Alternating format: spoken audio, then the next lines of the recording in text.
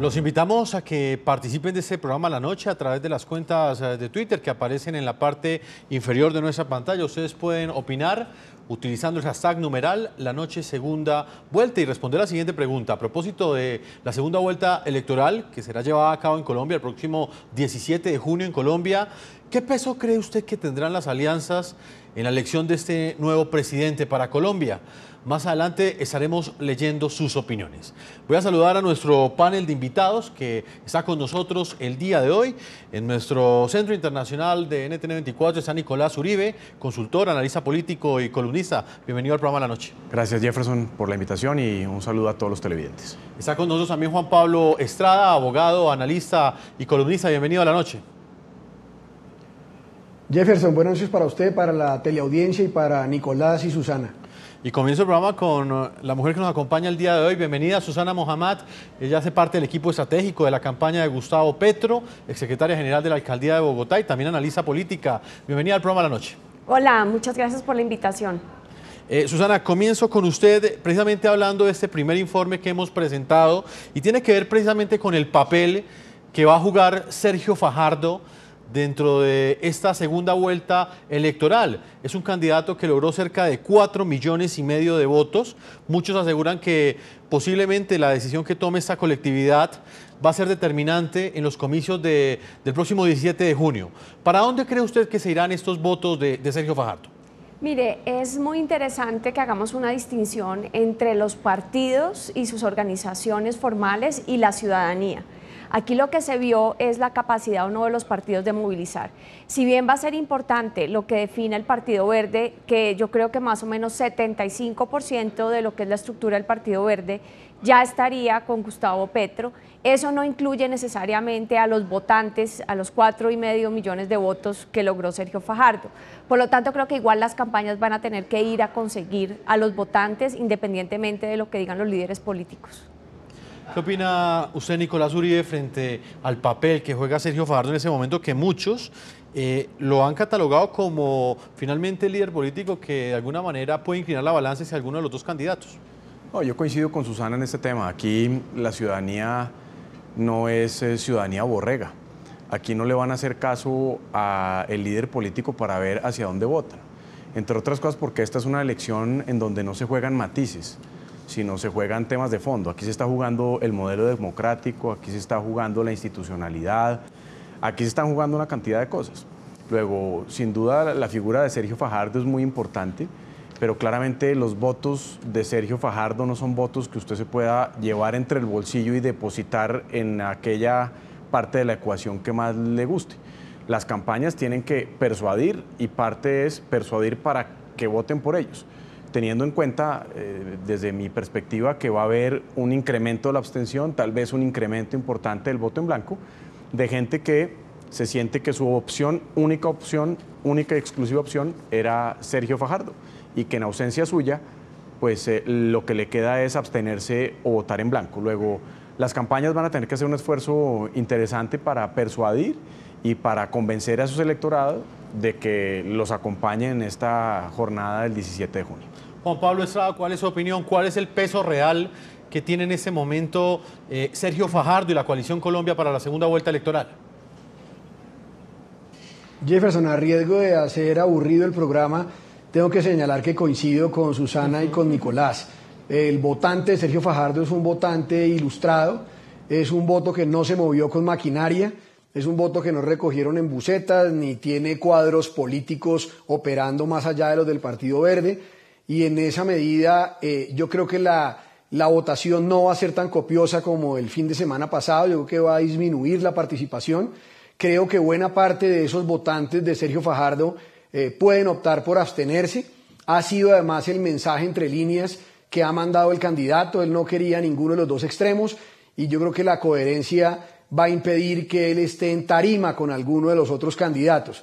Sin embargo, si eso se diera a partir de acuerdos reales y de compromisos serios, pues quien lograra acordar puntos que resultaran más atractivos para ese electorado de Fajardo y Fajardo pudiera señalar un parte de tranquilidad, podría mover allá a un grupo de votantes. Pero yo creo que más que el trabajo de captar votos, el trabajo de Petro y de Iván Duque no espantar.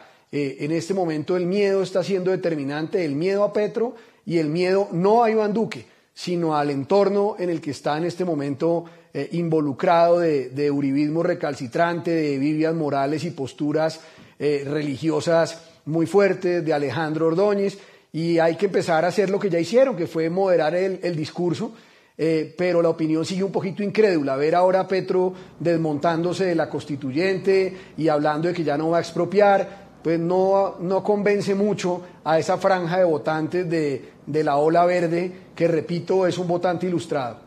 Juan Pablo, y en lo que tiene que ver con los votos como tal de Fajardo, ¿usted cree que en esta segunda vuelta electoral volvemos a barajar de ceros y comienza una nueva medición? ¿O uno podría hacer algún tipo de caracterización, independientemente de lo que diga o no la cúpula de la Coalición Colombia? ¿Cómo caracteriza usted el electorado de Sergio Fajardo? ¿Usted cree que esos votos se pueden ir más hacia Gustavo Petro, hacia Iván Duque? Mire, yo se lo resumo de la siguiente manera. ¿Por qué el temor fundado del uribismo de que Fajardo pasara a segunda vuelta?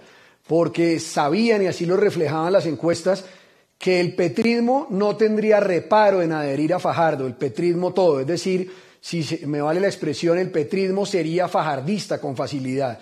Pero los fajardistas no todos son petristas. Seguramente habrá algunos que en reacción a una propuesta tan de derecha como la que ha encarnado la campaña de Iván Duque podrían tender hacia Petro por aquello de que es una base, un votante joven, un votante al que le aterra la satanización de los homosexuales, de la adopción del mismo sexo, de la penalización de la dosis mínima, y a esos temas tendrá que ocuparse la campaña de Iván Duque si quiere mostrar que en ese tema. Y desde luego, un tema fundamental es el de la paz. Ya oímos ahorita en las notas de introducción cómo Iván Duque continuo está ya morigerando ese discurso, porque los videos de Fernando Londoño rompiendo las hojas del acuerdo de paz y prometiendo hacerlo trizas en las convenciones del Centro Democrático no ayudan mucho en este momento, porque los verdes sin duda, y no me equivoco, son pacifistas.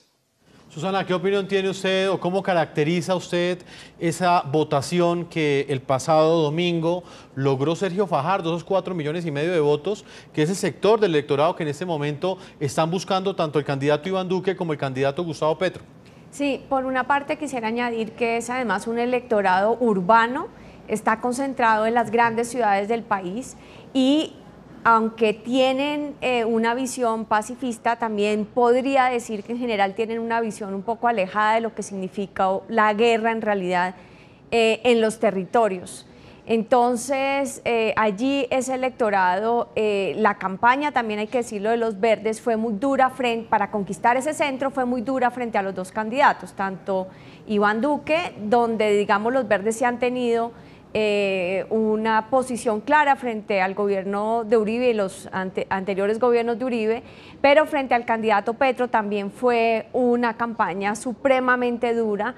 Me parece a mí personalmente de estigmatización hacia lo que eran las propuestas de Petro, y era la estrategia de ellos para conseguir el centro. Hoy me parece que lo que se ha generado en ese electorado es un gran desencanto en donde les cuesta trabajo poder pensar un poco de forma más madura democráticamente, que cuando ya llegamos a una segunda vuelta, pues es una oportunidad de lograr ampliar las opciones. O sea, quedan dos opciones definidas, pero esas dos opciones van a tener que ceder para poder lograr una mayoría. Es la idea de la segunda vuelta, pero este mensaje todavía no lo veo claro en el electorado de Fajardo, que en un porcentaje, que no podría decir cuál es, está buscando de pronto promover el voto en blanco, lo que me parecería pues un desperdicio histórico de esta oportunidad tan interesante que tenemos hoy en Colombia. Nicolás, ¿cuál es su opinión? Hay un punto en particular y lo tocaba hace un momento Juan Pablo, y es el que tiene que ver con esos movimientos que han hecho cada uno de los candidatos.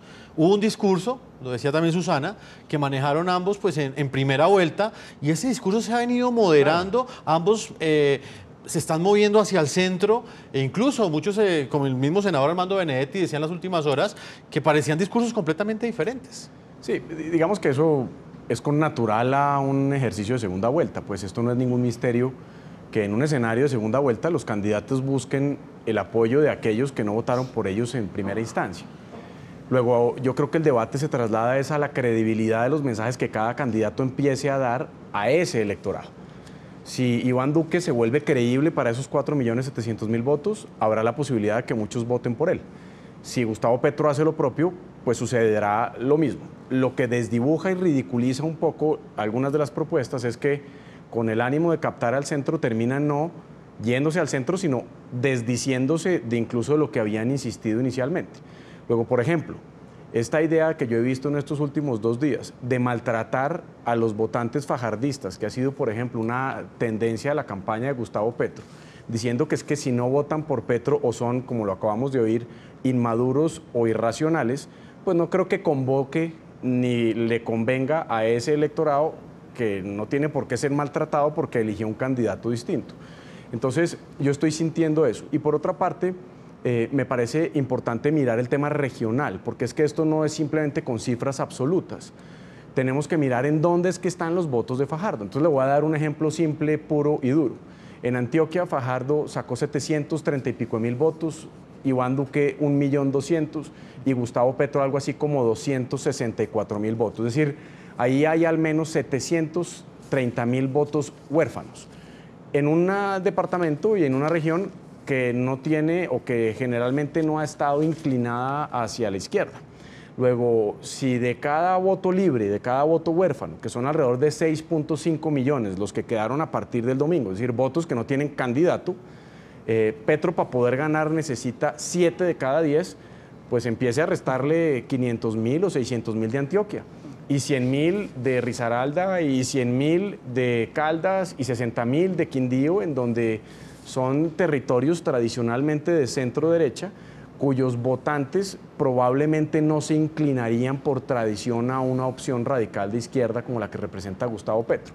Luego, yo veo que aquí es un tema de cómo, por supuesto, girar un poco al centro, moderar las propuestas, pero sin perder la esencia de la candidatura, casi que ridiculizando el mensaje por tratar de capturar esos votos. Yo creo que hay un tema fundamental porque sobre todo esos electores, esos 4,5 millones de electores, lo que están buscando es alguien en quien creer, porque estaban decepcionados y la falta de credibilidad en la política fue las que lo hizo votar en su mayoría en un candidato como Sergio Fajardo, que precisamente encarnaba esa idea de la transformación en la política, de la confianza en quien desempeña labores públicas. En pocas palabras, ¿usted considera improbable que realmente Gustavo Petro logre remontar esa diferencia que le sacó Iván Duque? La verdad es que matemáticamente hay un hecho objetivo, no es sujeto a interpretaciones. Si se mantiene la votación del pasado domingo, para ser presidente se necesitan 9.5 millones de votos. Eso significa que a Iván Duque le hace falta 1.9 millones y a Gustavo Petro 4.5 millones. Y es más fácil sacar 1,5 millones que sacar 4,5 millones. Susana, ¿qué opina usted de esa lectura que hace Nicolás? No, yo creo que ahí la frontera política queda un poco difusa. No me parece que estas elecciones se trataron específicamente de izquierda y de derecha. Y creo que ahorita precisamente eso fue lo que manifiestan los votantes de Fajardo.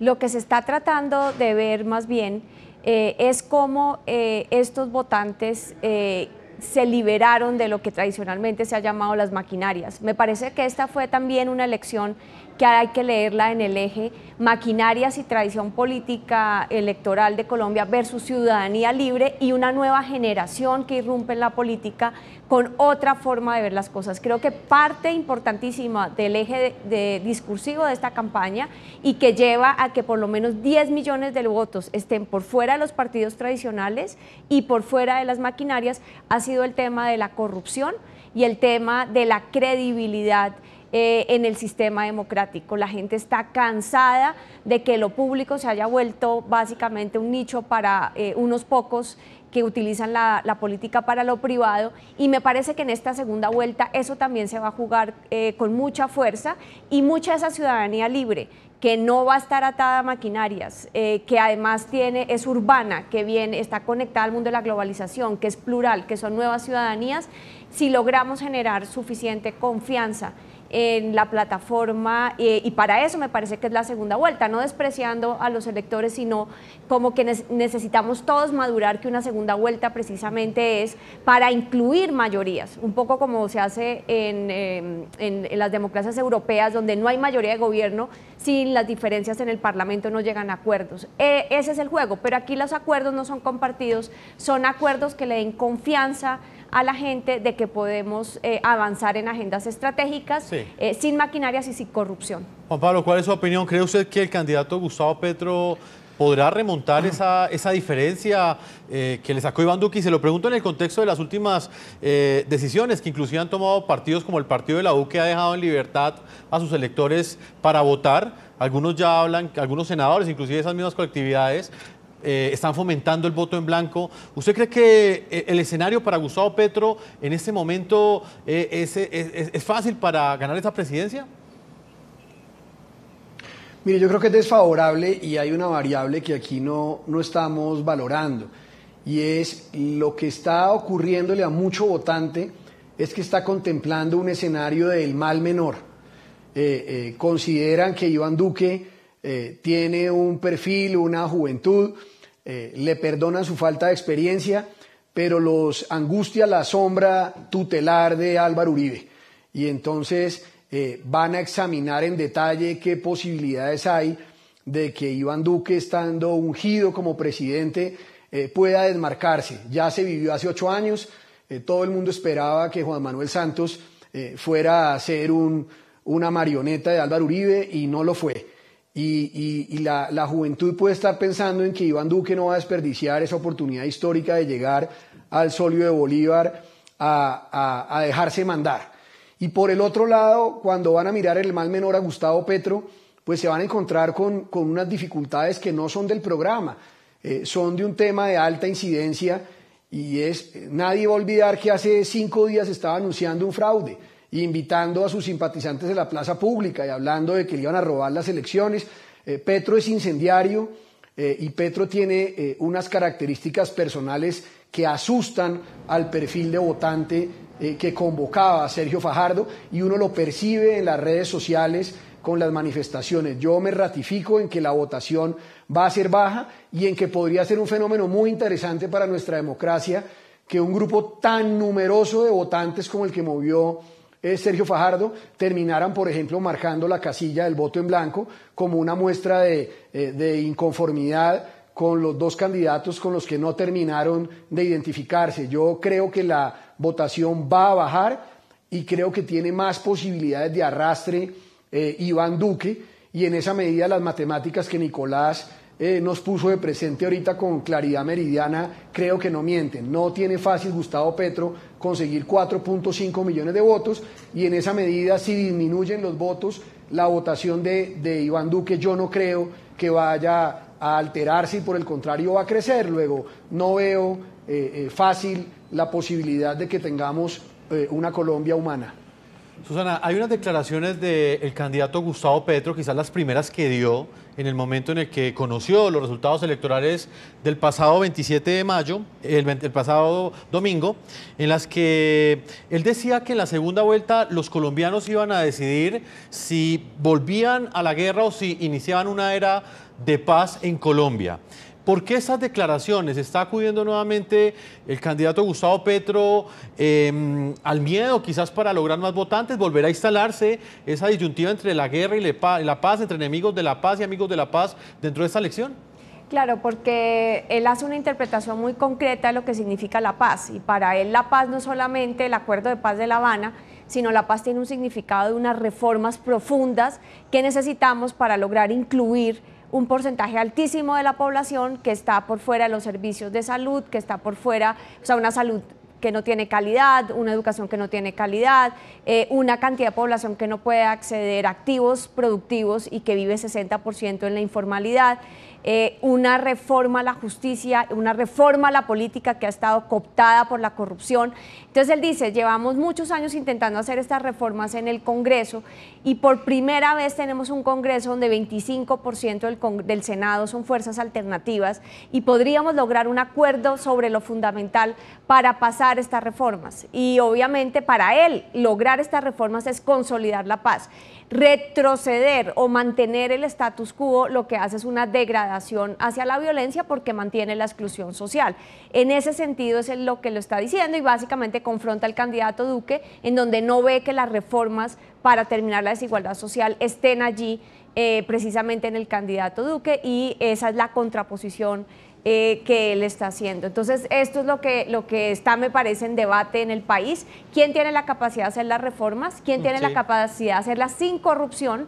¿Y quién tiene la capacidad de realmente empezar a generar una nueva historia para Colombia que no nos lleve a una nueva conflictividad como ya se está viendo en varias partes de Colombia con el asesinato de líderes sociales? Nicolás, ¿qué opina usted de estas primeras declaraciones? Muchos sintieron que se estaba reeditando esa discusión que tuvo el pasado 2 de octubre del año 2016 en ese plebiscito, donde finalmente lo que se buscó fue una polarización que finalmente dividió al país entre dos sectores.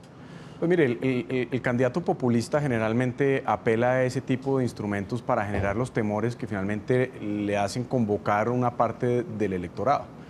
Y claramente Gustavo Petro lo que está haciendo aquí es tratando de dividir en vez de unir.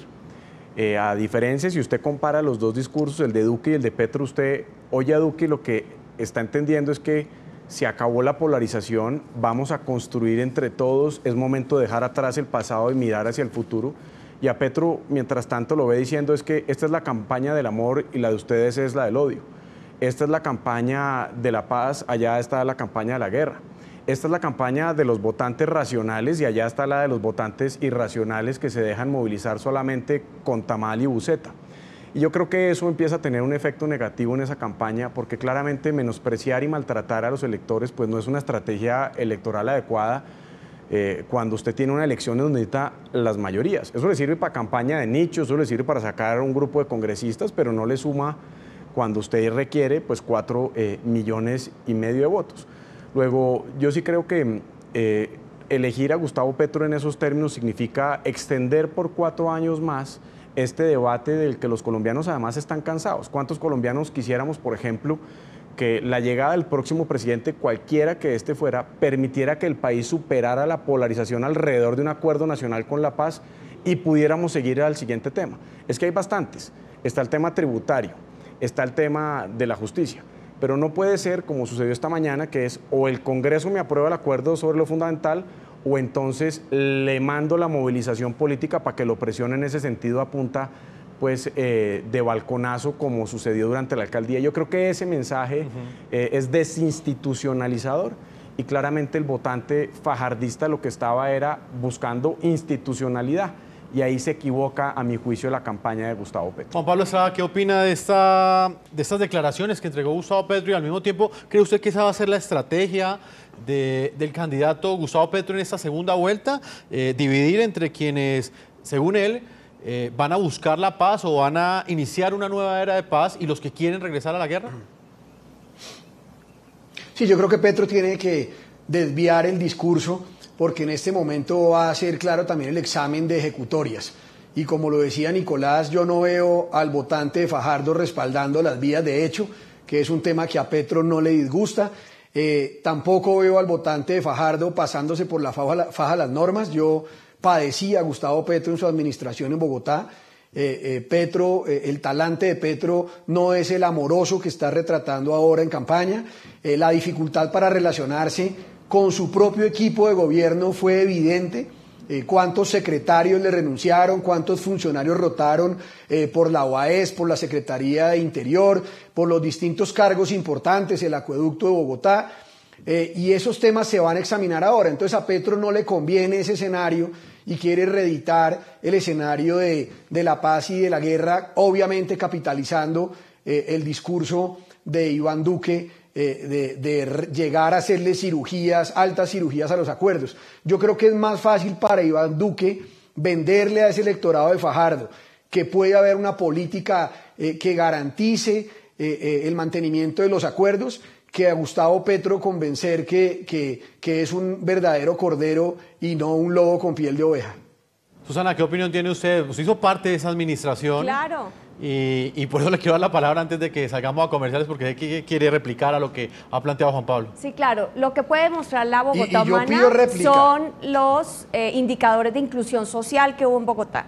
Y esos son indicadores del DANE que cualquier colombiano puede simplemente entrar y mirar cómo disminuyó la pobreza multipropósito, cómo mejoraron los servicios de salud, cómo mejoró la calidad de la educación pública. Y eso es indiscutible, cómo se logró incluir a la primera infancia de los barrios populares más pobres de la ciudad. Y eso es precisamente lo que uno cruza con la curva de los delitos más importantes en Bogotá y ve cómo también sistemáticamente bajan.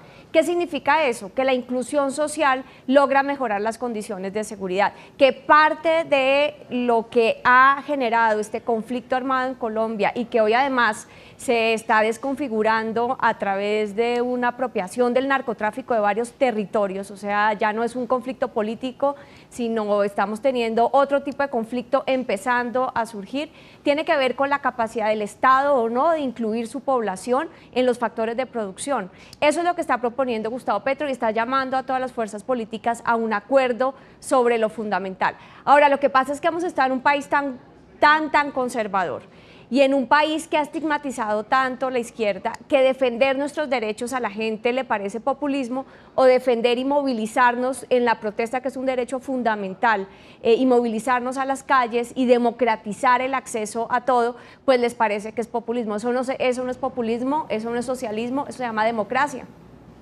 Pues vamos a hacer una pausa a comerciales, brevemente, porque debo marcar una pausa a Juan Pablo.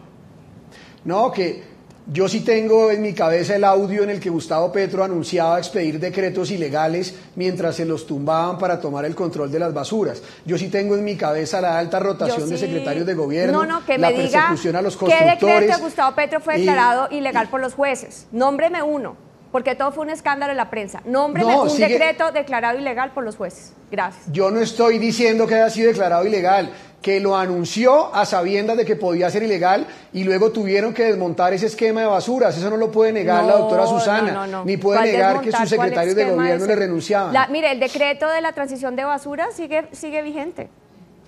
Entonces, no, ¿cuál ilegalidad? Sí, claro, y fue sigue un éxito. Vigente. Fue un éxito, sigue vigente y hay una transición por la Corte Constitucional. Es más, de la Corte Constitucional. Permítame, Susana, voy a marcar una pausa y le doy la palabra a Nicolás, que también quiere participar. Estamos en este debate, pues a propósito de lo que se vivirá en las próximas 3 semanas en Colombia, donde 2 candidatos disputan en las urnas el próximo 17 de junio la presidencia de Colombia. Una pausa y ya regresamos a la segunda parte de este programa La Noche.